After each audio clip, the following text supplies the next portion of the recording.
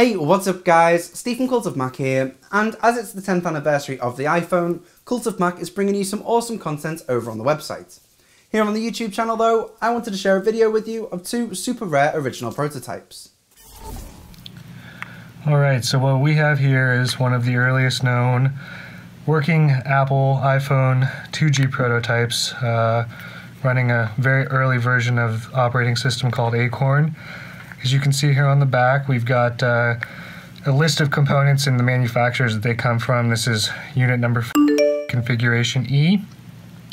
Other than being all black and missing the FCC ID and serial numbers and all of those things, the phone is slightly different from a stock iPhone. We've got the hold button labeled up here, and you know, the black color. You can tell, if I can get, that the bezel here is actually just machined raw aluminum. It's not polished or anything like that. And then the screen itself is actually made of plastic, not glass. And then the unfinished home button here, so we'll turn it on. There's two different ones running two different operating systems. Acorn OS. Unlike most prototype iPhones that I've seen, this one actually, for some reason, is fairly resilient as far as its ability to not be able to run with much battery life. This one is running a touch-based version of what it is that we've come to know iOS to be today, and I'll show you the other version, which was kind of a more iPod-based operating system. This one takes significantly longer to load than the iPod-based OS, I'm assuming because of the fact that it's got icons and is a much more robust operating system as far as what it required to kind of work.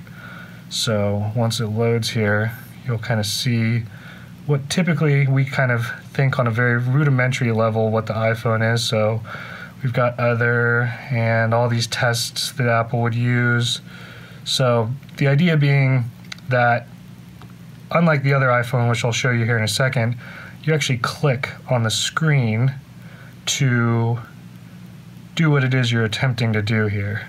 So call, you hit call, you type in phone numbers, click dial, theoretically, so on and so forth. It has other systems and tests that it has here within it. Some music. I actually don't think that one works if I recall. So this is a very, very early iPhone prototype, and the engineers have a pretty decent sense of humor. Here on the bottom, as you can see, wow, isn't this ugly? Battery level 0. So pretty cool. Here is the second iPhone P series black prototype, very similar to the other ones. EVT stage, extremely early. This one is configuration Q, unit number. Again, the component list on the back. This one just happens to have another sticker that's basically just says this is a prototype.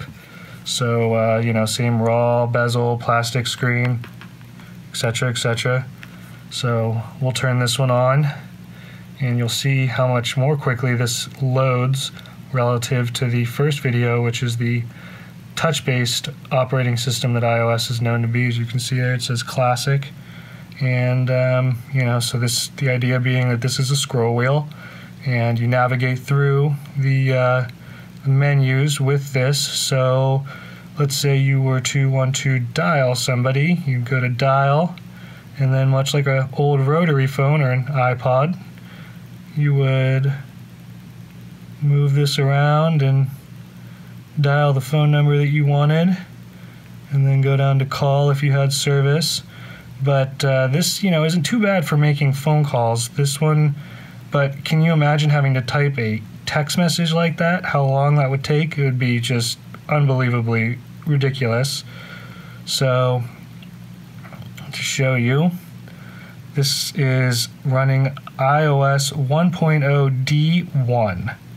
Is what we have here. It doesn't even have a serial number, and it's got pretty much what you would expect to see from an iPod at the time as far as the settings and things like that. And we don't really have any. See if there's anything in extras. Yeah, so we've got some diagnostic and just some funky stuff here. That's obviously for testing purposes. Bluetooth is off. CPU. So the ability to adjust, assuming the speed of the CPU here.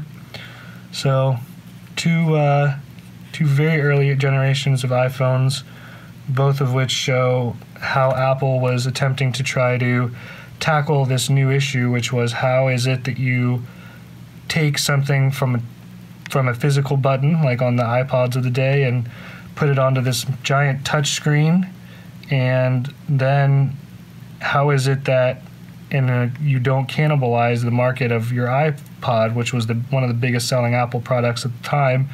People love it for its simple operating features and how it works, so why not try to build off that? But obviously once they got to that point, they realized that it wasn't really going to make much user sense to move forward with that. So there you go. Well, that's it for this video, but if you'd like to read the full story, I'll make sure to leave a link in the description down below. Plus, we've got tons more 10 years of iPhone pieces that are well worth a read. If you enjoyed this video, go ahead and hit that like button, and make sure to hit subscribe so you don't miss a single video from Cult of Mac.